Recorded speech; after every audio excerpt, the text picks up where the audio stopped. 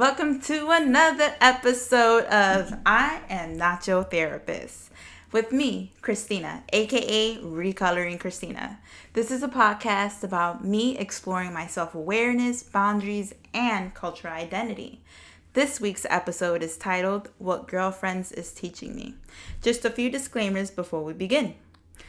I want to clarify that the aspects of my opinions and stories that I will be talking about on this podcast are my own and are not in any way affiliated to any present partnerships or collaborations. I will also honor confidentiality and not reveal true identities of any person or place that I will share about without permission. And lastly, quick disclaimer. Please take care of your ears. I have a lot of energy and I am hard of hearing, so I can't tell when I'm being too loud. So adjust your volume accordingly. Let's begin. Whew. Okay, so I'm really excited to talk about this week's episode because, I have just become a self-proclaimed Afro-LatinX identifier. A very, very good friend of mine from grammar school actually studied it in her PhD program and sent me an article. And I was like, what? There's such a thing of Black Latinos? That's why I don't look like anyone I know? And it was just very, very solidifying and knowing that I was a part of a community that felt too Black for the Latinos and too Latino for the Black community. And so I fit in nowhere. And that was a huge struggle for me. Even in my own family, I don't look like my siblings. I don't look like my mom. I just got used to not looking like anyone, although it was a struggle. So because I have recently identified as a person of color, specifically Black community, identifying with that, I did not grow up watching a lot of things that are part of the Black culture. And I had a lot of shame. It wasn't until I went to college that I watched Coming to America, that I watched, what else? See, now I'm not going to remember. Fridays, like basically anything that was like, you need to know what this is, what artist this is, what song this is. If I ever did a Black trivia game, it was like, name that movie, I would be the worst partner that you can get. But I grew up Latina. So if you would ask me, a song about salsa, who's Hector Lavoe, who's Willie Colon, I'm going to dominate in that area. But I wanted to begin to integrate without the shame and guilt that I've been having. People are like, oh my gosh, you've never seen it? And it's just, I got so used to hearing it that it really, really discouraged me. So I have a very, very good friend of mine who loves the show Girlfriends and watches it faithfully and has rewatched it now that it's on Netflix. She would talk about it and, I would talk to her, what are you doing? Watching Girlfriends or something related to Girlfriends. And I was like, dang, I think I remember being a kid and maybe seeing it once or twice when it was on TV. I think it used to be on UPN if you're from Chicago.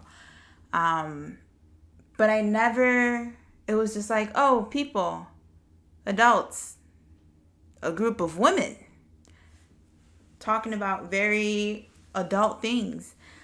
And I did not grow up in a very tight woman community. That was very foreign to me. And so I don't think I was intrigued by it. So I carried on, moved on with my life. And it's revisiting again. I'm like, it's on Netflix. I have no excuse as to why I can't watch it now. And when I tell you that this show is putting me through the waves and bringing things out of me and challenging me and making me emotional, it has been such a whirlwind. And it's like one of those shows that because it's not out and new and fresh, no one's tweeting about it. They are the reboot, but not like the first time around. Where I was like, oh my gosh, did you see this episode? Can you believe this and this happened? I have no one to share that with, but there's so much that I'm learning about myself and I'm healing just by watching it. So I want to go over organically just some of the things that come up that I've learned. And so I believe I've made it through season 6 right now out of the 8. And I've only been watching for a few days. So I've been binging. But I've also been working till 4 in the morning. So I have a lot of time to have it on in the background. I got my little picture-in-picture and be like, what? Joan, what is you doing? So I want to talk about some themes that I've noticed. I would like to start with, let's start with Joan. Oh, Joan. I first of all, I resonate with every single character, even William. But I think the most I resonate with is Joan. She's on this quest of love, this quest of her career, her purpose, what she likes, her relationship with her mom. And season after season, seeing like how she's thrown herself into relationships and tried fully and has been very vulnerable and has even been called crazy, has been called too passionate, has been called controlling. I was like, wow.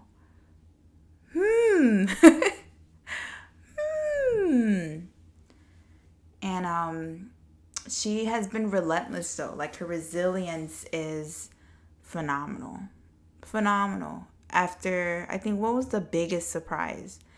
Where, of course, I'm not going to know names, so bear with me. But there was a guy that she really, really liked, and the writers had us believing that, like, this was the one. Like, this was going to be the one finally after so many guys. And he ended up leaving to New York because of a job. But she was under the impression that when he returned, that they would be together, they would settle down, they would get married. So he comes back, or he leaves a voicemail while she's dating, I think she was dating like a little boy, the male guy from The Office when she was still a lawyer. And then, like, literally was like, oh, my boyfriend's in town. You gotta go. Like, I'm gonna go meet him. So he comes over, and it's so, I love watching it because I see it through the lens of like a dance movement therapist. So I'm looking at the body, I'm looking at the cues, I'm looking at the face expressions. He comes in and sits down, and she sits next to him, like almost on top of him. And then he scoots away, and I was like, uh-oh, this ain't good. He ain't staying, Joan. He got some bad news to deliver. And so she scoots in closer. And, hi, how are you? How's New York? How was this? How was that? And he scoots away again. I was like, God dang it, Joan. Look what's happening. And so he scoots away and says that he was getting married, that he was engaged. And she was like heartbroken and sad. And I was like, dang, like, how could he do that to her? And then I think like either in this episode, I think it was the end of this episode, they're out. She's trying to cope. She's trying to, just do her own thing.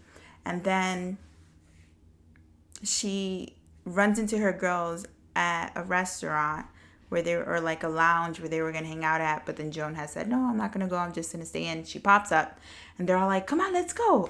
We should go. Let's go somewhere else. And then she finally put two and two together. It was like, he's here, isn't he? And so he was there with his fiance. And he ended up being a liar. Because the girl was like, fiance, who? And she was like, she was just so pissed. And she had every right to be pissed. And so she walks away. And they go back and forth. And then she slaps him and leaves.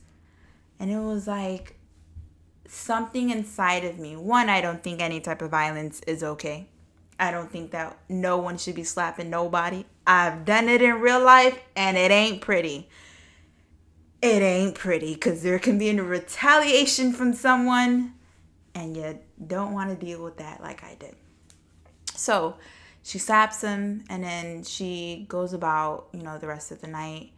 And I think the first thing I saw with her is that she's so filled with hope that she kind of like sets herself up for not failure, but I think that when it comes to relationships, there should be a fine line between being open, being willing, and also protecting yourself. Because God tells us to guard our hearts. He tells us to be watchful, to be on guard, and just to be mindful of what we're doing, what we're giving our time to, all of that.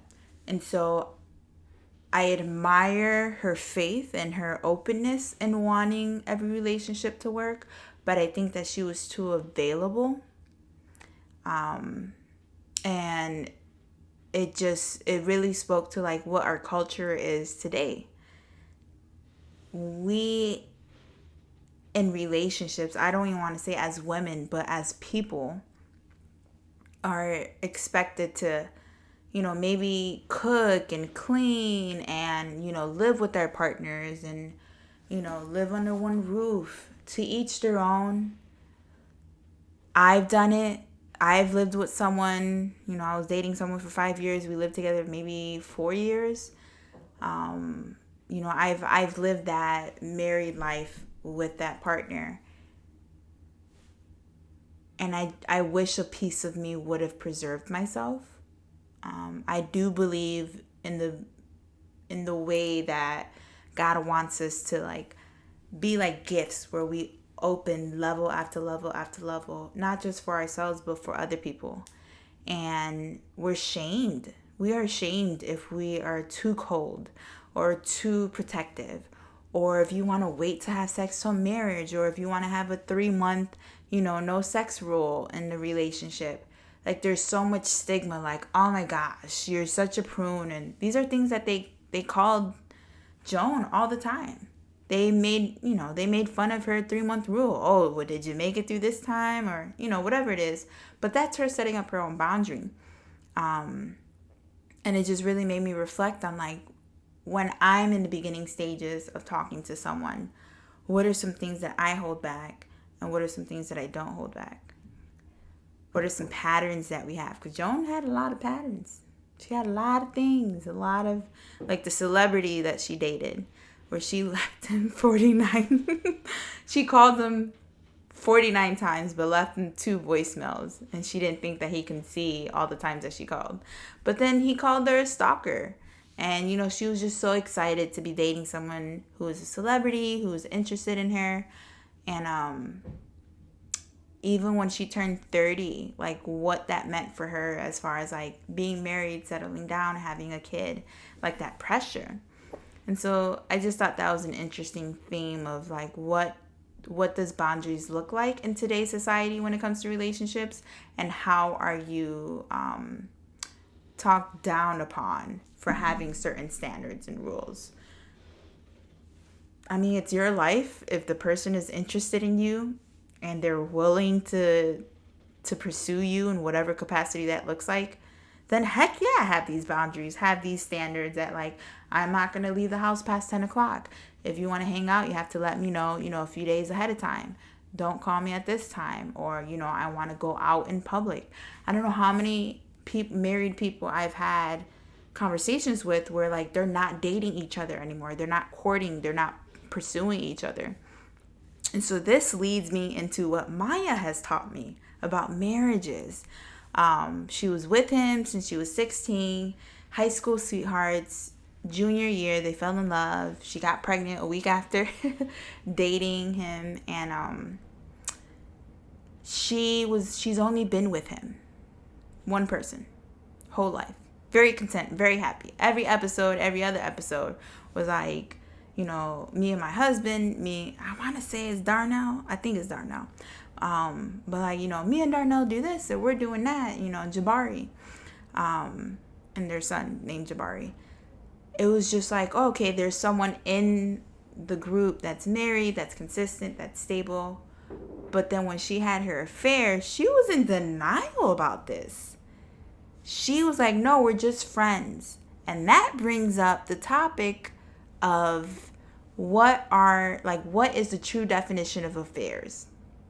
For me, I think affairs can be mental, emotional, and physical. For a lot of other people, it's known that affairs are just if you're physically having sex with someone else. Oh, no. If you're investing your time into someone else, in a way that is passing the friendship zone, that's an affair. If you are longing and lusting and dreaming and thinking about them, that's an affair. The question is, why are you interested in that person, or why are they able to capture your attention? And so that gave me some reflection on like, it doesn't matter how long you're with someone. It takes work. Like, you have to actively choose them every single day, moment by moment, because temptation is going to come all the time, regardless of where you're at, what you look like, who you are.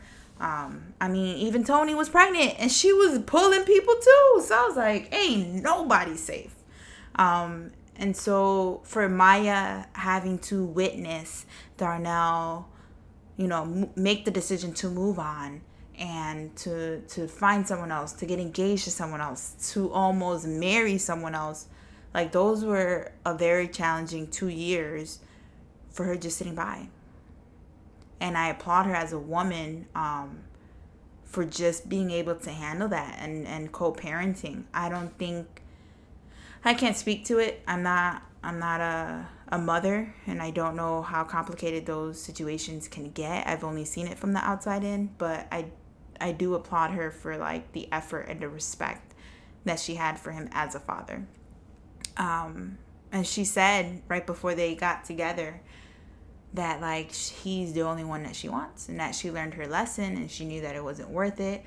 But I think that if they would have went to marriage counseling, they would have seen that, their love languages weren't being met. And that's what sparked the interest in going to someone else. And so that's something I'm going to keep for whenever that day comes, when I'm in a relationship, to choose to be able to express like, I'm struggling with this, my need is not being met, I'm feeling like I need more of this. Like, communication is so key. So key. And being able to be direct. I'm a direct person. I don't know how not to be direct when it comes to certain things. And I guess I'll find my way. That's a whole other thing. Of like, the way she would be like, oh, well, Darnell wants to do this and Darnell wants to do that. And I'm like, Darnell, you gonna eat this chicken or not? Because if you don't want this for dinner, you can make yourself your own plate. Like, that's my mindset, which shows I have some work to do. That serving part that she demonstrated as a woman. Like, she showed up, she catered to him. She was always cooking meals for him, always had the house clean, always like, oh, let me check in with him first, or like, he needs to know where I'm at. I don't know about that. And I know that stems from me having a father that was controlling. So I'm like a rebel. I'm like, I don't want to be committed to anyone. I want to go where I want to go. If I want to fly to Miami tomorrow, I'm flying to Miami. I don't got to ask permission. I don't have to ask about finances. It's my money. I use it how I want. Because the Lord has blessed me with it. Okay? Hallelujah. Pay your tithes. Always pay your tithes first. And so that was really interesting to see Maya, go through that. And how even when they came back together, it was still the controlling issue. He wanted to do this. She wanted to do that. She wanted to stand up for herself and say, no, I'm not going to give in. I'm not going to let you, tell me that we have to live together, or that you're going to move Jabari, their son, into the living room. She was like, no, he's going to have his own room. And how she stood so firm on that he had to go into the car and just really sit and think. And they showed him for a while, like, thinking she's crying, he's thinking she's crying, he's thinking. And it was so cute. He slips a note under the door, and I'm assuming it said like, will you be my girlfriend, yes or no? So they come in, they talk about it a little bit, and they ultimately decided to court each other, even though they're married. They are living across the hall from each other, or across the little courtyard from each other, in 2 different apartments, and they're going on dates, and like, they're in their separate space. And I was like, oh my goodness, how bizarre is that, to be married to someone but still dating? And I'm curious, like, for anyone who's listening or watching this, if you're in a serious relationship that has been like 2+ years, are you still dating, your partner? Are you still trying to woo them? Are you still trying to sweep them off their feet? And I think that this should be both ways. Like, it shouldn't just be the man like wooing the woman, but it should be the woman being able to speak to him in the love language that he desires when she feels like it's appropriate, because that can get a little tricky. Anyways, and so the next relationship that's kind of serious but has been on the rocks was Tony. Now, I love Tony, okay? Because she is just so fabulous and so like, I'm here, I'm beautiful. Do you see this? Do you see what I'm working with? She's just so out there unapologetically. And I just resonate with her. And it's so funny because she wanted no one who was like below a certain standard. They have to have money. They have to be able to afford this and give her fancy gifts and please her in bed. And so that like kind of fed the part of me. It was like, yeah, like I do have these standards. I want my partner to be educated, to be independent, to have their own place and their own car. Like X, Y, and Z, all these little things. And for her to end up marrying him, I don't remember his name. It's not Rob. Mind you, like I said, first time around. Second time around, I'm going to get it. But who she ended up marrying, I know he was a doctor, but it was like, okay, this is working. And like, he was the complete opposite of what she wanted. He was short. He was white. He was broke. She didn't find this out until later on. And I thought like, wow, no matter how strong you feel about your list, it can all be gone when you fall in love or when your feelings get involved or you feel out of control, whatever the case is. And I'm still in it. So right now, the episode I just watched, she just had the baby. And she was going back and forth with telling him that she wanted a divorce, that it wouldn't work. And so they just brought the baby home and they're like figuring out their home situation. And she pursued him right when things got complicated. When he moved to New York for a job, like she wanted to be with him. She wanted it to work. And I was like, oh, I felt that. Like when you care and love someone so much that you're willing to make it work and you're compromising and you're trying to find solutions. And that person's just like, no. And I've been on the other end of it. I'm like, no, I'm done. I'm checked out. Like this relationship is over. I'm not here anymore. I'm not in love. And so to see her go from that, wanting to be with him, to her, it took her going on a date while she was pregnant with someone else for him to come back and try to fix things. Ultimately, right now at least, they decided to go their separate ways, get a divorce. And just seeing her as a mother, like they've had pregnancy scares on the show. Joan thought she was pregnant and it was like a whole big deal of like, what was she gonna do? How was she gonna handle it? And I think it was like right when she turned 30 or 31. And so seeing how like I'm 30, this is so relatable right now. Like what would I do? And so seeing that Joan didn't end up being pregnant, but that Tony was, no one even believed her. No one believed that she was pregnant because they thought that she was lying. They thought that she was just using it as a tactic to bring her husband back. And she was like, I'm telling you I'm pregnant. Like, just so nonchalant. And it took for them to go and see her get an ultrasound and see, like, the heartbeat and the baby. They're like, oh, my gosh. And so seeing her as a mother in these last 2 episodes specifically, where she is, like, really struggling. She's struggling to breastfeed. She's struggling to meet the baby's needs. Like the baby is just crying nonstop. So they do a scene where like she's sitting down, she's holding the baby. She calls the baby a little B word. I don't know about that. I wouldn't call my kid anything. I don't care if they're a baby or not. Kids hear, babies remember. So she calls her that. And then it goes to an episode where she's like outside of the crib. The baby has not stopped crying. And it's nighttime. She's like, please go to sleep.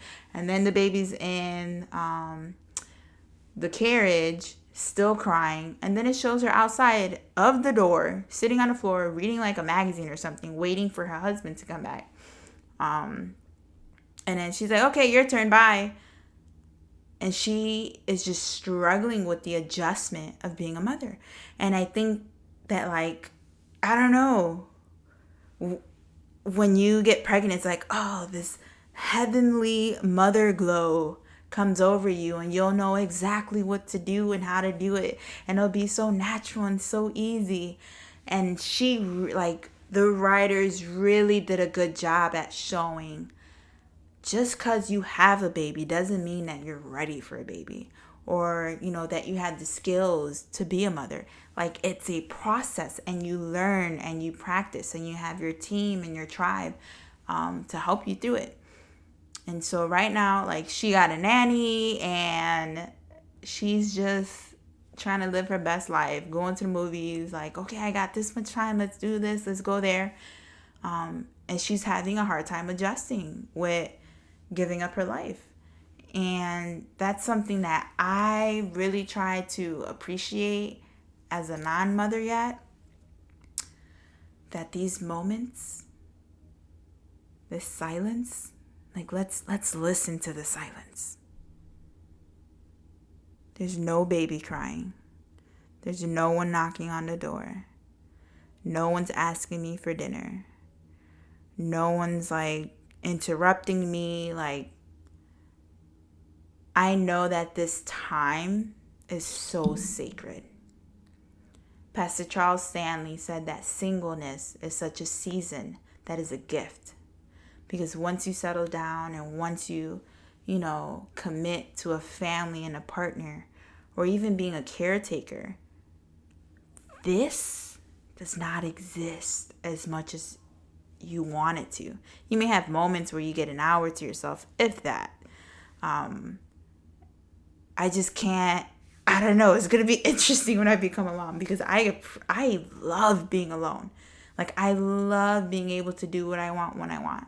If I want to stay up till 4 a.m. and work on stuff for the business, I can. If I want to sleep until 11:30, I can.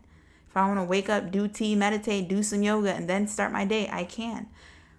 The thought of a snotty-nosed kid smack me in the face in the morning, I'm like, did you just wake me up in a time that I did not choose? I don't know. I say that now. I don't know. Because I even take 30 minutes to 60 minutes of meditation every morning. I have my routine. I wake up. I have my Alexa. I say, good morning, Alexa. She plays beautiful chorus, tells me the date, tells me the weather, gives me a rundown of my schedule, plays music. I do yoga in the bed, stretch, get in my body, go on the floor, do some bends, do crow, get up, make some tea, come back to my room, make my bed, fix the pillows, go grab my cup of tea, sit in my meditation corner. I do affirmations. I continue to pray. I set my intentions. I reflect in my journal. I got X, Y, and Z. And I find that very, very sacred. And so to see Tony like be at the will of what the baby wants or needs. Like, she came with wipies and a bottle and was just like, I don't know, what is this? Does this work? Does this not? And we had an epiphany. First one of the episode. So I was asked by an organization to lead a professional development workshop to parents talking about self-care for infants and for self-care for the caregivers of infants and toddlers. And I think that this is research to understand that, like, time. How can I help these caregivers find times for themselves? Because although you may be a husband, a wife, a mother, a father, Like, you're still you. Like, the you that came into the world that has story and history and personality, like, you're still there, even though you're serving.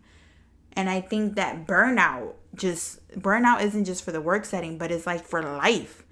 Midlife crisis. Why parents, even in Insecure, Amanda Seals' role, like, she had the baby, ran off into a hotel. Her friends were looking for her. I don't know if that's talked a lot. Like, how does a person transition from being an independent person to now being a long-term caregiver? So that's what Tony is teaching me.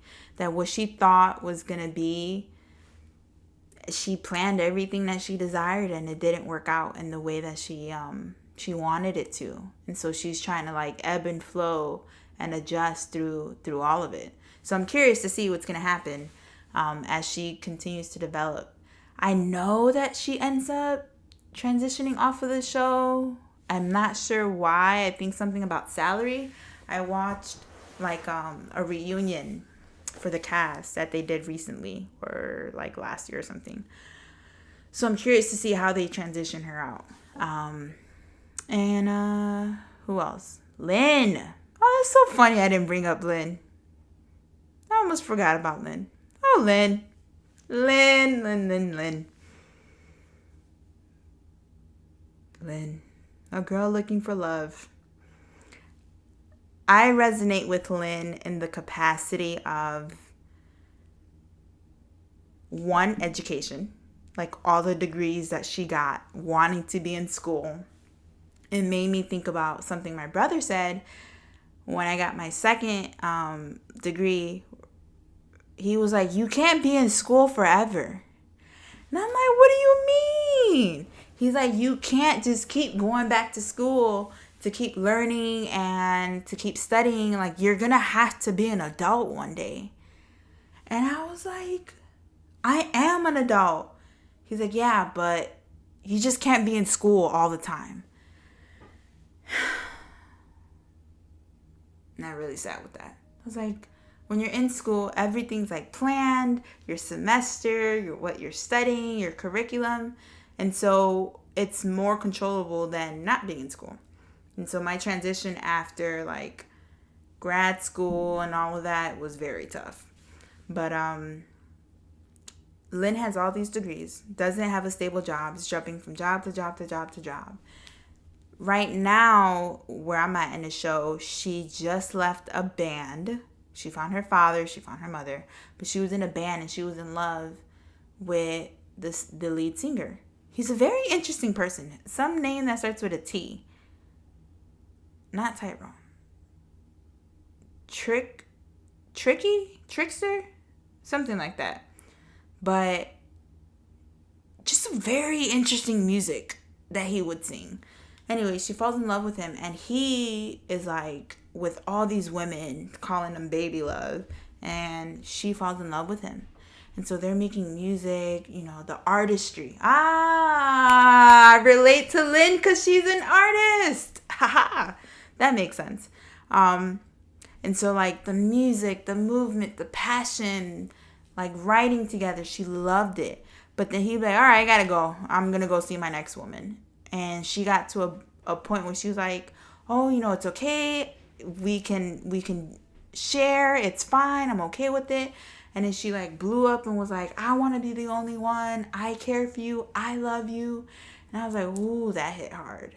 Like, that hit really hard for her to, because I've fallen in love with other artists too. And it's like a very interesting bond that you have when you connect with someone that has like the same background or framework or like passion. I don't know. I think artists are just like very, very different though. Whether you're a singer, a dancer, a mover, a painter, a draw, musician, whatever it is, some type of artistry where you create. I think that we're wired differently. We're very passionate. We're very visual, and we dream, and we have, a wild imagination. And when you connect with someone in that capacity, I have found it hard to stay like focused and grounded, because it's like, oh, we're artists, we're just gonna be in our own world and just dance it out and watch movies. And it's like, yeah, no, bills gotta get paid, things gotta get done. And so just to see her character develop, it's kind of like an ongoing identity crisis for her. Where did she come from? Why was she adopted? You know, her mother having a mental illness, her father getting paid to like leave and not show up in her life. It's just very interesting. And right now she had just saved a woman who was about to commit suicide. She runs up and was like, no, don't do it, don't do it. And she's like, you know, the woman was like, why? I have nothing to live for. My mom died. She said I was nothing, so I believe it. I'm just going to jump. No one cares. So Lynn proposes to her. And, like, they're doing this whole fake marriage or whatever. So clearly she struggles with boundaries. But her as an artist, like, her passion, even her partner that she got from Jamaica, what was the name? Started with a B. I don't remember. But, like, they lived in a garage. They lived together. She was the one supporting. I was just like, isn't this interesting how Joan was the one supporting her, giving her food, cleaning. Like, she ended up doing it for her partner. And she was frustrated. So I was like, oh, that's interesting how they made the roles reverse. And then he ended up leaving, going separate ways. And even their dynamic together, seeing that Maya and Tony didn't get along at first, and there was like, they were the opposite end of the spectrum. And then they eventually became closer and closer as time went on. And then you got William. Oh my gosh. William. Crazy that he ended up getting with Joan. Yeah, it was just, I really, really liked how they used Jill Scott to reveal to Will, like, you're in love with her. You guys are in love with each other. And the fact that they even tried, I was like, wow, that's really mature. That they've been together as friends for so long that they tried, but ultimately they didn't work out for various reasons. But then they did go into business together. He was always just saying weird remarks, and he's been on his love journey too that we've been able to see from a guy's perspective. Like, he bought the cop girlfriend, Yvonne, saying her name wrong the whole time, bought her a house. And the first moment I was like, William's character is teaching me something. He bought her the house as a gesture of saying that I love you. She, Yvonne, got mad and was like, how could you make such a huge decision without consulting me? And I was like, well, this is interesting. Who would complain about getting a home? But then they both said that they were too controlling. That they wanted it their way. So control is another thing that came up. Who's trying to control what? Who's trying to control, X, Y, and Z? So that's going to be another episode coming up. And like, what does being too controlling mean and look like? And so just seeing William's character relentlessly try to pursue women, trying to woo them, trying to show up and be there, and just it not working out time after time after time. And the fact that he was with Lynn and Joan, I don't know, it's just very interesting, this group dynamic. So I guess I'm probably looking at it from like a therapeutic view of like, who is the hijacker? Who does this? Who does that? But there was an episode that I watched today where he goes to visit his dad. And I watched like a whole segment of the episode with my hands on my heart. And I was just like, oh my gosh. I literally felt like a string pulling at my heart. Just tugging and tugging and tugging. And I was like, this is hitting home. He goes home to visit his mom who is sick. And his dad ended up being very controlling, very stern, very direct, very just not nice. And treated William like he was a child. And William, was just trying to seek approval and just trying to say, hey, I'm doing this, I'm doing that. But according to his dad, he was just not doing enough. So that resonates with me personally, of like, what does it look like to be accomplished in the eyes of our parents? Yeah, and that's, an ongoing theme on this podcast for me to discover, well, what if I separated myself from that and I looked at, what do I want to accomplish, or what am I looking to fulfill? How can I show up for myself? And so the last thing I wanted to talk about was like how proud I was of Joan to walk away and be honest with herself, because I feel like that's what I did as well with my business, to walk away from working in hospitals and detoxes and, PSRs and post rehabs. In that capacity, being a therapist where I worked under an institution. And I just was not happy. I was able to do it. It was income. I was good at it. I was qualified. But it just didn't make my heart go boom. It was consistent. It was great. But it was just like, I want more. And so to see her open up this restaurant and open up this business, it reminded me of how I felt last year. Because it was just last year.